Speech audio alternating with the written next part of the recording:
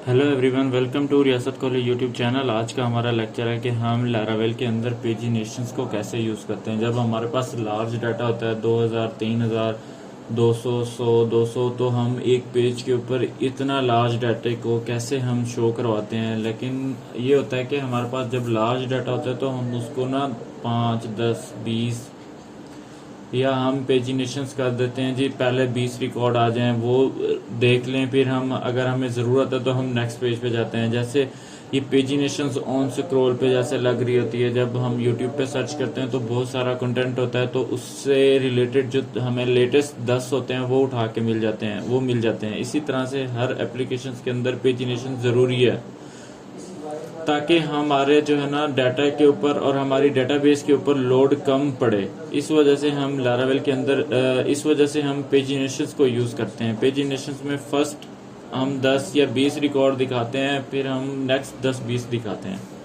तो अब हम आते हैं अपने कोड के ऊपर और हम देखते हैं कि लारावेल के अंदर किस तरह से पेजिनेशंस जो है ना होगी।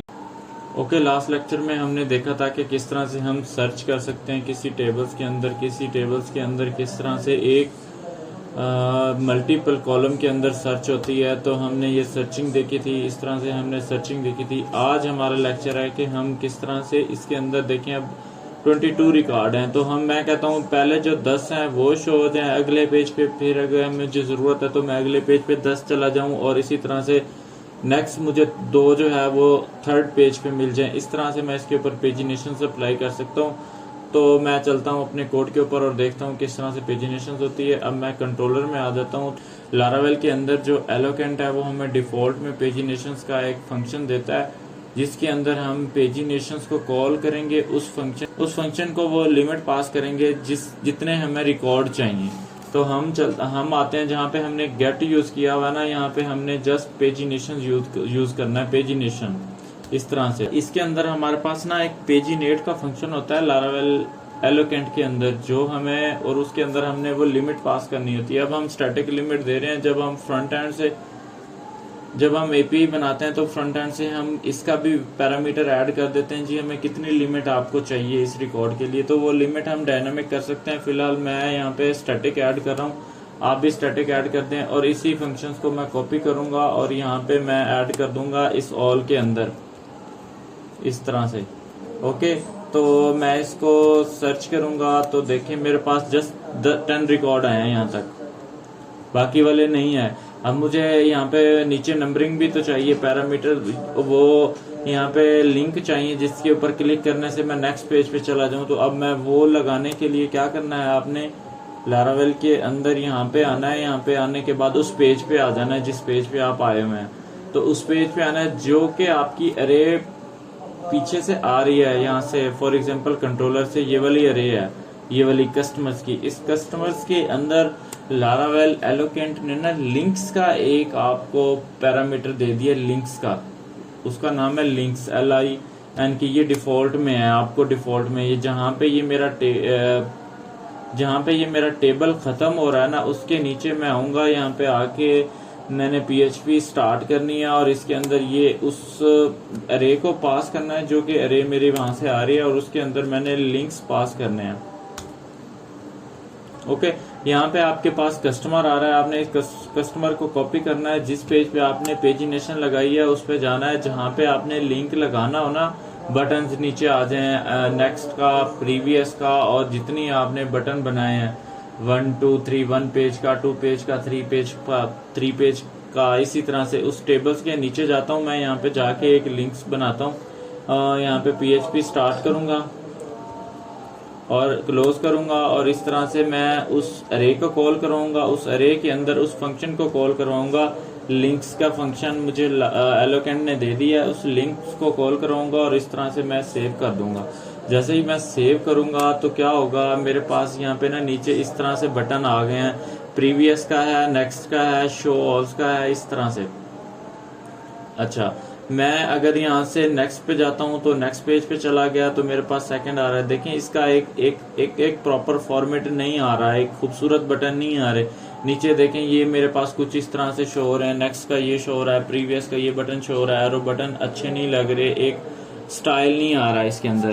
तो उसके लिए मुझे क्या करना होगा, सीधा जो है ना लारावेल के अंदर बूट, इस लिंक के लिए मुझे बूटस्ट्रैप को यूज करना होगा या टेलविंड सीएसएस को यूज कर सकता हूँ। 2 लारावेल मुझे डिफॉल्ट में देता है। आपने ना यहाँ से आना है, आने के बाद ऐप में जाना है, ऐप में जाने के बाद प्रोवाइडर्स में जाना है, प्रोवाइडर्स के अंदर आपने जाना है ऐप सर्विस प्रोवाइडर्स। ये आपने इस ऐप सर्विस प्रोवाइडर्स में जाना है और इसके अंदर 2 फंक्शन है, एक रजिस्टर का है और एक बूट का फंक्शन है। आपने ना इस फाइल के अंदर बूट के फंक्शंस में आना है। बूट के फंक्शन में आने के बाद यहाँ पे लिखना है पेजिनेशन। पेजिनेटर जो है यहाँ पे आपने यूज करना है। इसके लिए आपको 3 क्लासेस मिलती हैं। आपने ना ये सेकंड वाली क्लास यूज करनी है, इलिमिनेट्स पेजिनेशंस की, ये वाली, ये जो ऊपर मेरे पास इंपोर्ट हो चुकी हुई है, ये वाली क्लास आपने यूज करनी है। अगर आपके पास सजेशन में नहीं आ रही तो आप ये मैनुअल ऐड कर सकते हैं इस तरह से।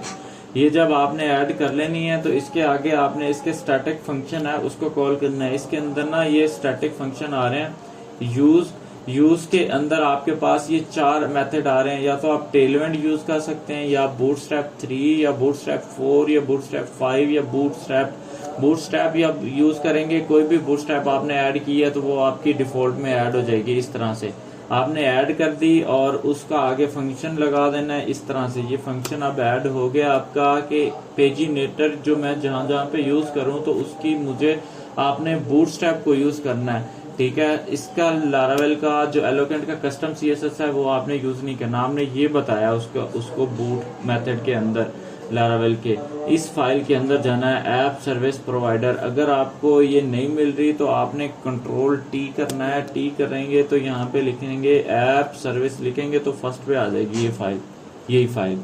ओके, आपने यहाँ पे आना है और इसको आके रीलोड कर देना है। इस तरह से रीलोड करेंगे तो नीचे खूबसूरत से बटन आ गया आपके पास, नेक्स्ट का आ गया, प्रीवियस का आ गया, जितने आपके पास बटन है वो आ जाएंगे। 1 है, इसी तरह से 2 है, 3 है। अब आप अपनी मर्जी से इसको दरमियान में ले आए, लेफ्ट पे ले जाएं, राइट पे ले जाएं, सीएसएस कस्टम ऐड कर लें इस बटन के ऊपर इंस्पेक्ट करके, सीएसएस कस्टम ऐड कर लें इस बटन के ऊपर इंस्पेक्ट करके। सो ये आज का हमारा लेक्चर था कि पेजिनेशंस कैसे ऐड होती है, और मैंने आपको बूटस्ट्रैप के जरिए ऐड करवा दी और बूट मेथड के अंदर इसको रजिस्टर कर लिया और हमारे पास इस तरह से खूबसूरत आ गया। बटन 2 पे जाता हूं तो मेरे पास ये रिकॉर्ड है, 3 पे आता हूं तो मेरे पास 2 रिकॉर्ड है, रीसेट करता हूं तो मेरे पास सारे रिकॉर्ड आ गए। अगर मैं सर्च करता हूं जस्ट ये वाला डाटा तो यहाँ पे आया, ये सर्च किया तो मेरे पास पेजिनेशन खत्म हो गई, एक ही पेज पे ये मुझे मिला है, तो वो पेजिनेशन उसने ऐड ही नहीं की, ठीक है। अगर मैं इस पेजिनेशन को खत्म करता हूँ, मेरे पास ए सर्च करता हूँ, हो सकता है ए ज्यादा पेज पे होगा तो वहां पे नीचे पेजिनेशन भी आ गई। देखें एज बहुत सारे डाटा के अंदर ए ऐड है, तो उसके अंदर देखें मेरे पास सब में तकरीबन हर एक फील्ड के अंदर ए ऐड है। तो आज का हमारा लेक्चर ये था कि हम पेजिनेशंस को कैसे यूज करते हैं। Thank you so much watching my video. अगर आपको वीडियो अच्छी लग रही है तो वीडियो को लाइक कर दें, चैनल को सब्सक्राइब कर दें और मजीद दोस्तों के साथ शेयर करें। Thank you so much.